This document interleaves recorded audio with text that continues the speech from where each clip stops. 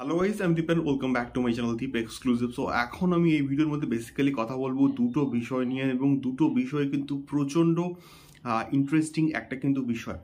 So প্রথমে যে বিষয়টাকে নিয়ে কথা বলবো সেটা হচ্ছে সৌরভ গাঙ্গুলির বায়োপিককে নিয়ে, এবং যে বায়োপিকটা আমি প্রিভিয়াসলি কিন্তু একটা ভিডিও করেছিলাম এবং সেখানে কিন্তু তোমাদেরকে জানিয়েছিলাম যে এই বায়োপিক থেকে আয়ুষ্মান খুরানা কিন্তু ব্যাকআউট করেছে, অর্থাৎ তিনি এই বায়োপিকে কাজ করবেন না ডিউ টু ডেথ ইস্যুজ। এইবারে যার নাম আমরা খবর পাচ্ছি যে তিনি থাকতে পারেন, তিনি হচ্ছে নান আদার দেন আমাদের মিস্টার ইন্ডাস্ট্রি বাংলার প্রসেনজিৎ।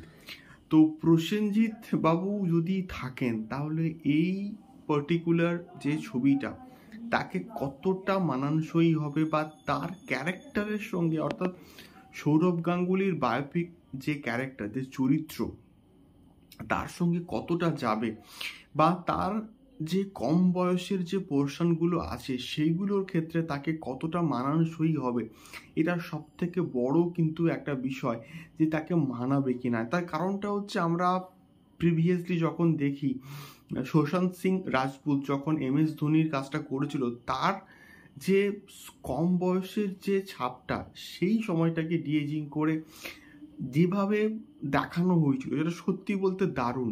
নীরজ পান্ডে ওই কাজটা কিন্তু দারুণ করেছিল, এবং তাকে লাগছিল যে কম বয়সের একটা ছেলে, কিন্তু তাকে লাগছিল ওই একদম প্রথম যখন মাঠে নেমে শট বা মানে ক্রিকেট খেলছিল সেই রকম, সেই যে পোর্শনটা যখন গোটা স্কুল ছুটি হয়ে মানে ছুটি করে দেওয়া হয়েছিল এবং তারা এসে দেখছিল, ওই পার্টিকুলার যে সিনটা ব্যাপক কিন্তু ছিল।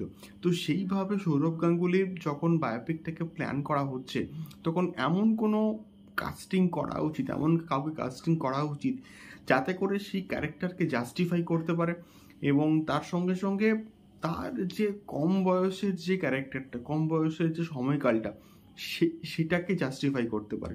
এটাই মেনলি আমার বলার উদ্দেশ্য। এবার দেখা যাক কাকে হচ্ছে প্ল্যান করা হয়। বাট প্রসেনজিৎ ভালো অ্যাক্টর, তার কাজ কিছু কিছু আমার ভালো লেগেছে, এটা আমি বলবো। But Prosenjit is not the right choice for দাদার বায়োপিক, এটাই মেনলি আমার বলার।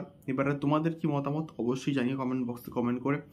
দ্বিতীয়ত আমি কথা বলবো সিকান্দারকে নিয়ে। সো সিকান্দার কিন্তু ফার্স্ট স্কেডিউল কিন্তু কমপ্লিট, এবং সেকেন্ড স্কেডিউল কিন্তু মোটামুটি স্টার্ট হয়ে যাওয়ার কথা এরকম 24-25 অগস্ট থেকে।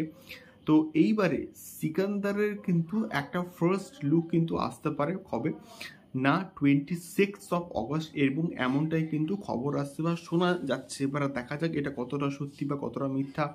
বাট সলমান খানের মাস্ট অ্যান্টিসিপেটেড প্রজেক্ট সিকান্দার, তার কিন্তু একটা ফার্স্ট লুক আসতে পারে কবে না, 26 অগস্ট। এটাই কিন্তু মোটামুটি লেটেস্ট আপডেট উঠে আসছে। এবার দেখা যাক এক্স্যাক্টলি কি হয়। তোমাদের কি মতামত এই দুটো খবর কিনে অবশ্যই কিন্তু জানিয়ে কমেন্ট বক্সে কমেন্ট করে। দেখা হচ্ছে পরবর্তী ভিডিওতে।